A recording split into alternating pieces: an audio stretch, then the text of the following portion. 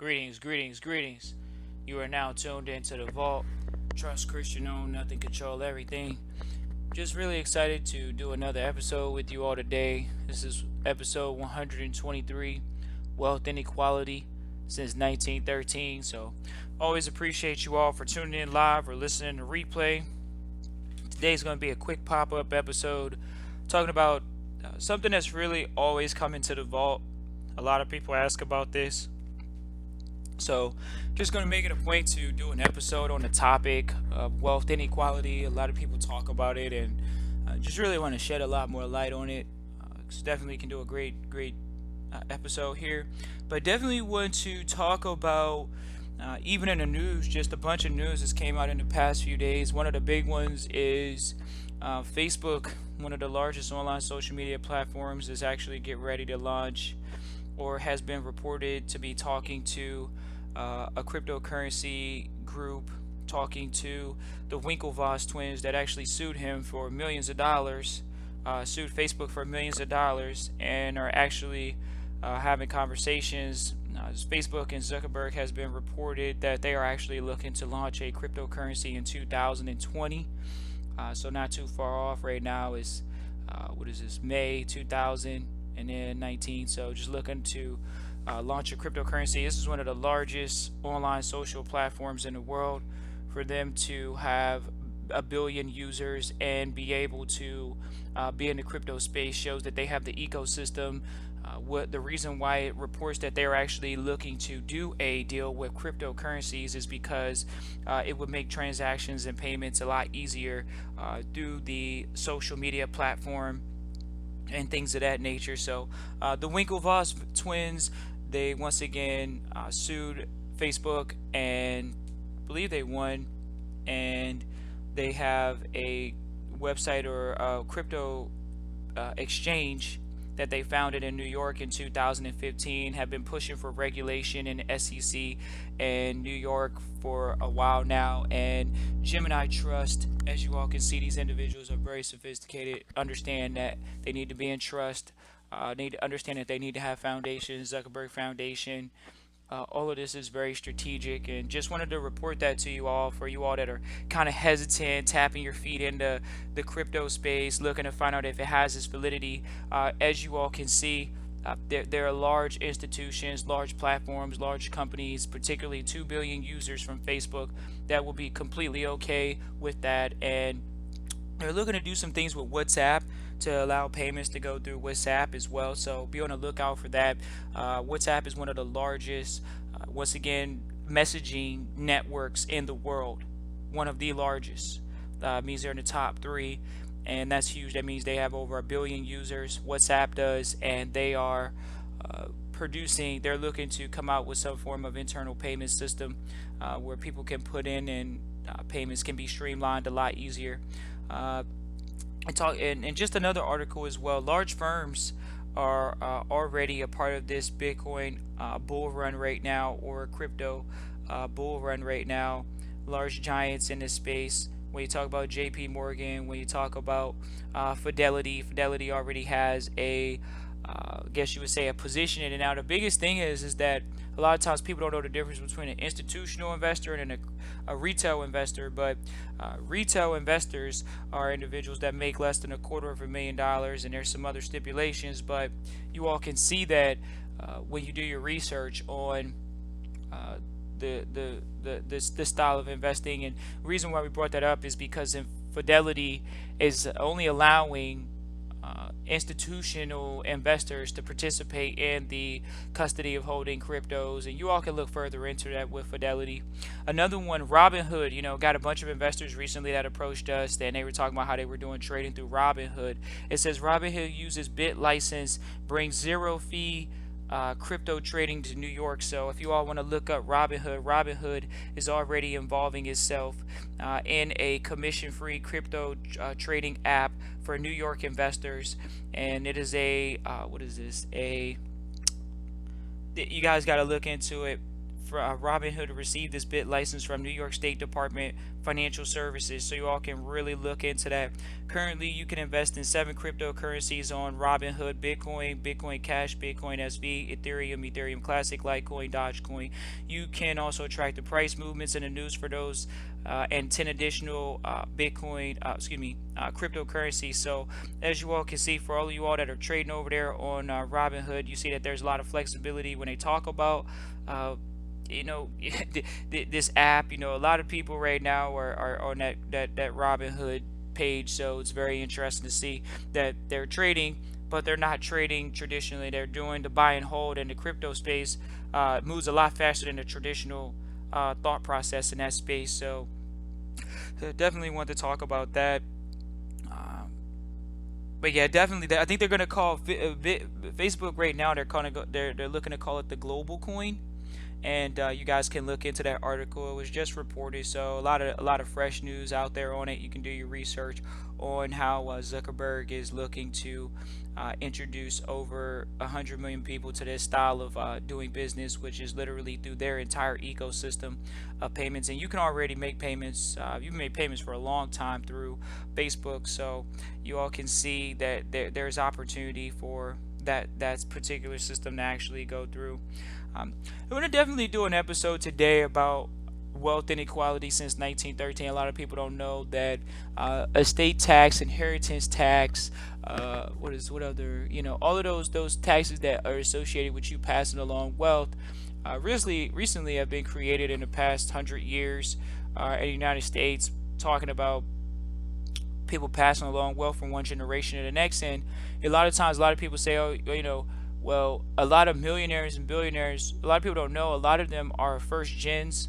But outside of them being first, that just shows you the opportunity is greater now than it's ever been. So many more people are getting wealthier faster.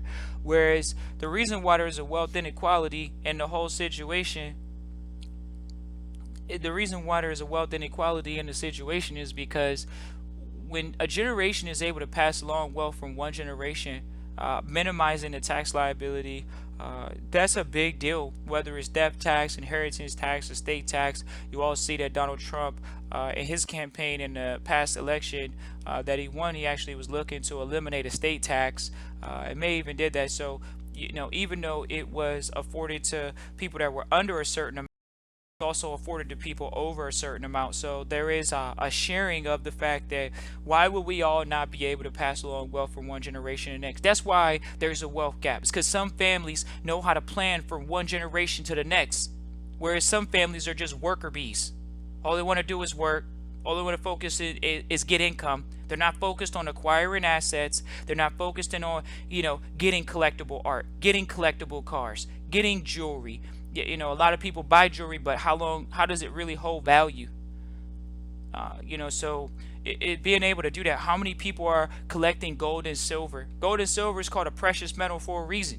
It's precious because it's not that much of it. You ask the average person, how is gold or silver on the planet? There's no such thing as a gold vein. It's not liquid gold. It's not flowing in a river. It's found as a base metal. Silver is found in base metal environments. Environments mean that there's other metals inside of it. So the digging of it, it's not just a traditional, oh, we're gonna go do a seismic search for gold. It's mixed in with other metals, and they have to sift it. The wealth inequality since 1913 has come from families understanding that anything you own, you can be taxed or sued for.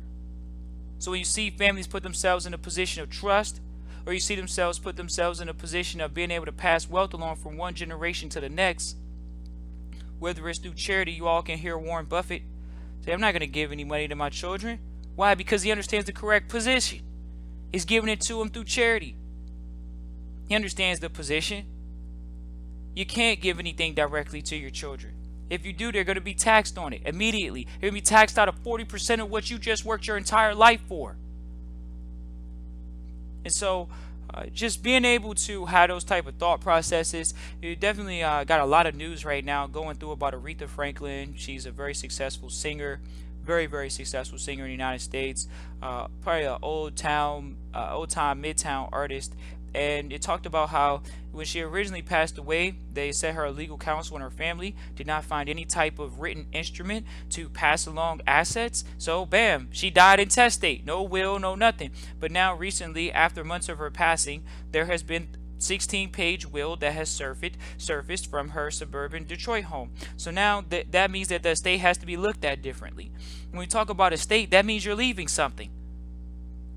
So you all can see that example as well, whether it's a will or whether it's a trust. You all can see that her dying in probate, where she now has a will in place, or it's being recognized, the will is being recognized. You can see that there will be a lot more efficiency and allowance to pass along wealth from one generation to the next. So what's really being passed along here? Is it passed along? Are they passing along money? No, they're passing along knowledge. They're passing along knowledge. They're passing along the most precious asset. Everybody says, oh, knowledge is power. Well, if knowledge is power, then knowledge is an asset. And that's what's being passed along. It's a thought process that says, own nothing, control everything. Wealth inequality comes from people not being in the correct position to pass along wealth from one generation to the next, period. You can make millions of dollars. You can see this across the board. There are people that do it correctly, such as Steve Jobs. When he passed away, you can search out the Pixar and the Pixar Trust that he has set up for his children's distribution. Or you all can look at people such as Aretha Franklin. That is an example of people not completely having a lot of the knowledge that they need to pass along, not only just money, but pass along the knowledge from one generation to the next. When you have a family that's able to pass along millions of dollars through insurance policies, because they passed away now, well, the next generation is left with a leg up. But for some odd reason, insurance policies aren't sexy. They've never been sexy. You know, people still want to put money in savings account. They still want to do the bonds. They still want to do the annuities. They're still putting their money in the IRAs. And it has no insurance on their life. The number one asset is you, until you have an asset that can produce outside of you. So why would you not have insurance on the greatest asset, which is you? Why would the company that you're a owner of, quote unquote, or even a manager of, not have insurance on you? Don't they call the insurance the death benefit? Who's the benefit for? The beneficiaries. Who's that? The next generation. That's how you create a gap. When I start out with $1 million and you start out with zero, there's a gap. And the only reason I got the million is because I inherited it through an insurance policy. That's a gap. Is the gap based off of true money? No, it's based off of knowledge. It's based off of someone from the previous generation taking out a policy on themselves. They probably didn't even, you hear about this all the time. Oh, people say, oh, I just want to get $1 million policy on me, and it'll be $100 a month. You see the wealth gap? Somebody else is taking that $100, $1,200 a year. This isn't a quote. This isn't financial advice. You all can look that up by either consulting with an agent.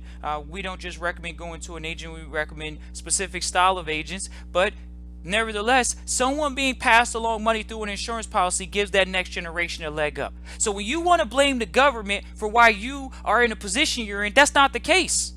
It's because families are not in the correct position. Has nothing to do with the public school, has nothing to do with the government. It has everything to do with your parents, your grandparents, and the ones before them. Everyone has an opportunity to buy a minimal policy, but they don't. And it's Memorial Day weekend, and I'm sure they'll be spending $100 like it's nothing, $1,200 like it's nothing,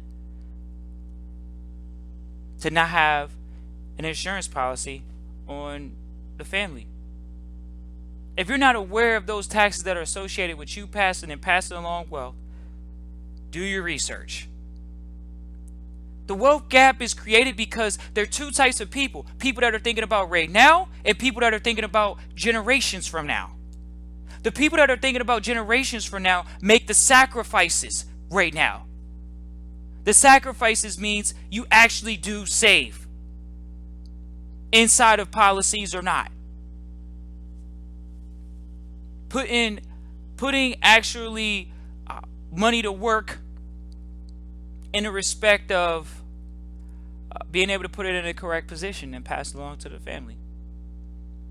Not having it go through a position where it's going to be taxed out of it. This is the sacrifices you doing the research right now for your children.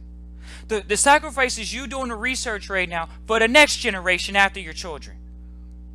We've dealt with people even at the vault that said, hey, I don't want the wealth to go to my children. I want it to go to my grandchildren. Nevertheless, that's still a great thing. But when we talk about the statistics going from one generation to the next, from first to second gen and second to third gen, there starts to be a fall off.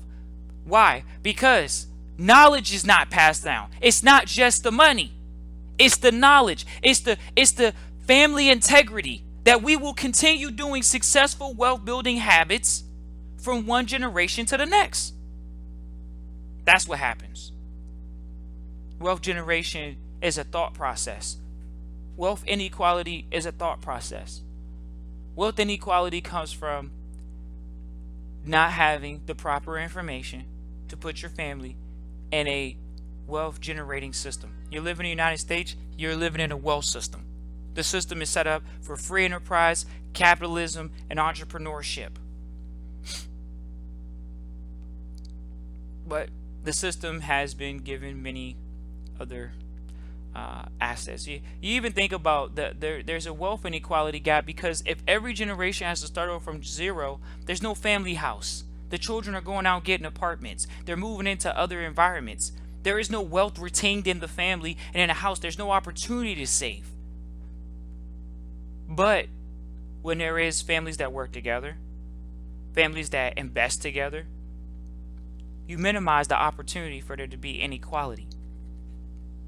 The reason why we titled this episode InEquality with an EQ is because you have to have a high level of emotional intelligence. Not just intelligence, emotional intelligence. And most people have money tied to their emotions. And for that reason, they're going to spend that money instead of invest that money.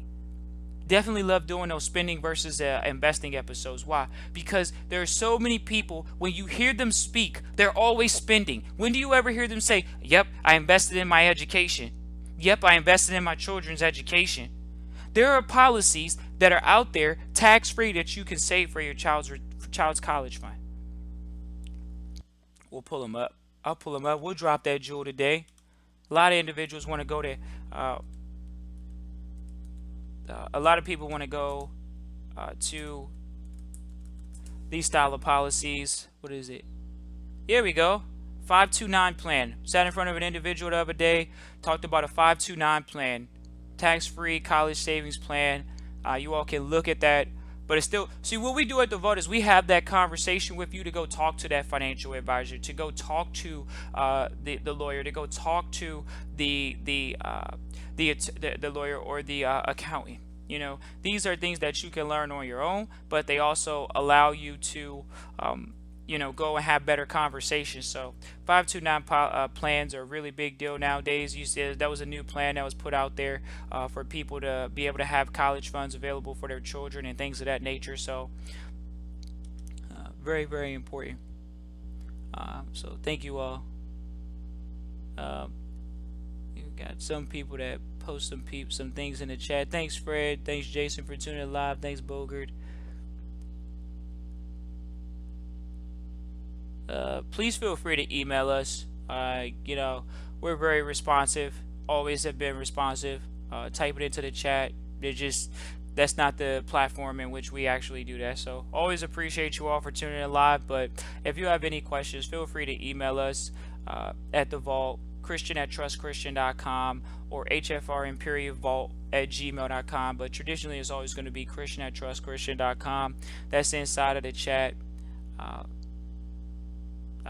So always appreciate you all. And like we say, this platform is to have a conversation that people aren't having.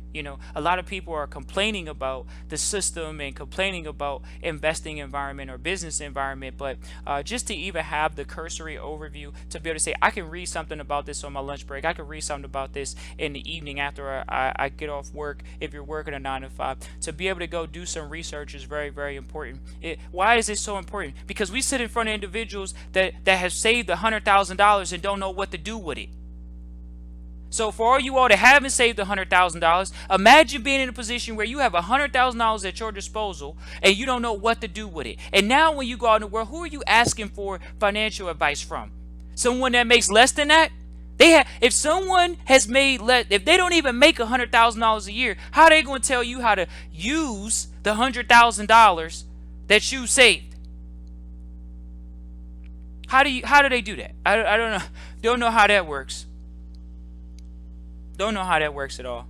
But finding competent, seeking competent counsel, having multiple opinions, not one, not your cousin, not your mother, not your uncle, multiple qualified opinions. Professional, held accountable, instead of sitting in some savings account. So, appreciate Cassandra for tuning in live. Lewis, thank you for tuning in. So yeah, ladies and gentlemen, we always appreciate you all for tuning in live or listening to replay. Wanted to talk about this because there's so many things that people don't know how to have that conversation, and they think that there's a disadvantage. The disadvantage is not setting up the next generation. That's the disadvantage. That's how inequality is created. You can't say that there's an inequality when wealth is not passed from one generation to the next. And when you go back through history, if wealth's not passed from one generation to the next, there will be a wealth gap between people that say, I'm going to think about my children, I'm going to think about my grandchildren, I'm actually going to think 200 years out, not one generation for 60 or 70 years. It's able to think out 500 years. Because guess what? There are insurance policies, there are insurance companies that have been around for 200, 300 years. Insurance has been used from the Lloyds of London, 1500s, 1400s. Insurance on cargo, insurance on ships, insurance on property. People work their entire life to not own a house. Everyone says they own a house, but why didn't you pass it along to your children? Your parents told you that lie. We own the house, Johnny. Well, how come you didn't pass it along to Johnny? Because it wasn't in the correct position. You know how many people contact the vault that are burdened by their parents' property? The parent passed away. Now they give them the property in an incorrect position. The child knows nothing about managing assets because they work a 9-to-5 job because their parents told them to go work a 9-to-5 job. And now they're burdened with the property. They don't know how to rent it out. Don't know how to hire a property manager, don't know how to find a real estate agent to get someone to rent out the property. They're burdened what is to be considered an asset. They are burdened with an asset. That sounds illogical.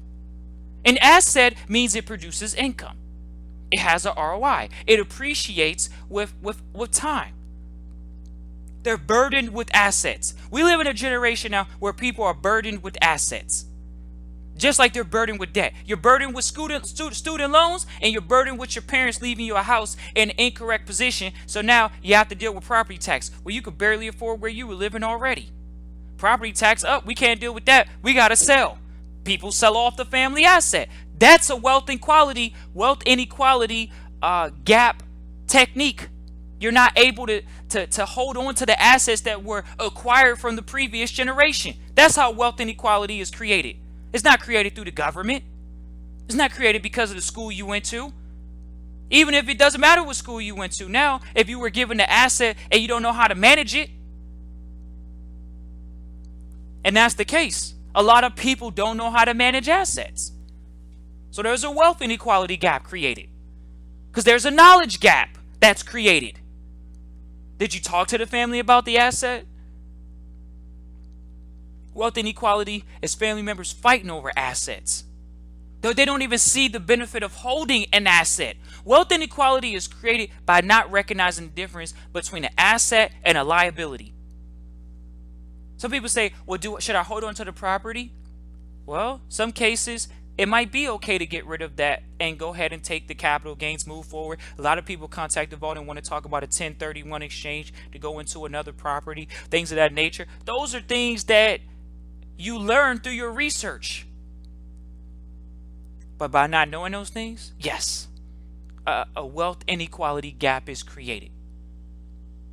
So I just want to thank you all for tuning in live or listening to replay. When it comes to books, we definitely don't recommend a tax-free and retirement It's probably talking about somebody having a job and saving for retirement until they get 65. Somebody asked Trust Christian when he was looking to retire, it was at 15 years old. How do you retire at 15? You want to know how you retire at 15? You take that insurance policy that your family gave you, you go out and you acquire properties. And now those properties pay for the lifestyle. That's what Robert Kiyosaki has always taught. You have the properties pay for your lifestyle. That's retirement.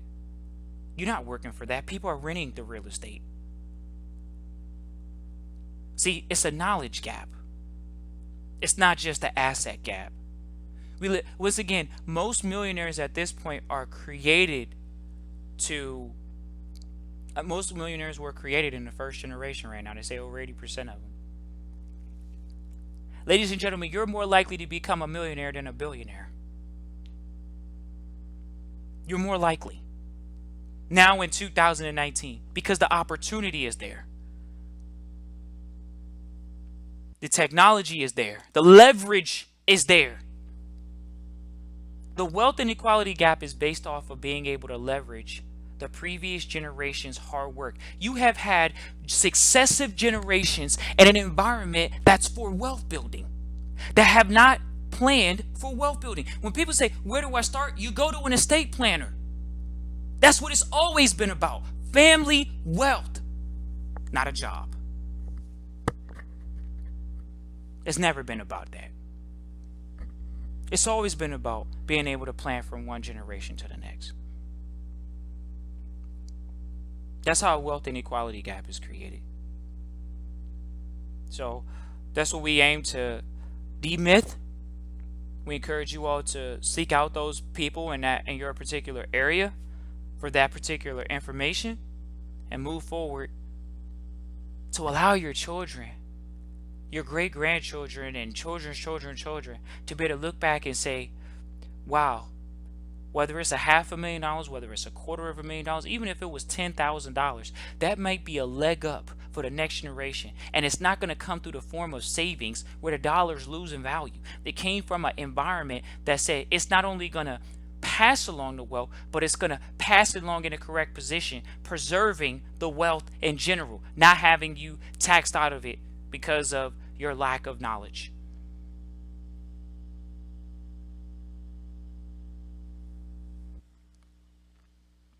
So we appreciate you all for tuning in live or listening to replay. Definitely wanted to talk about this. So many people contact the vault and just they wonder why they're having a hard time and frustration to get to the next level. And one of them is because of the lack of planning. And estate planning is always helpful. But just acquiring wealth, just acquiring money and holding it,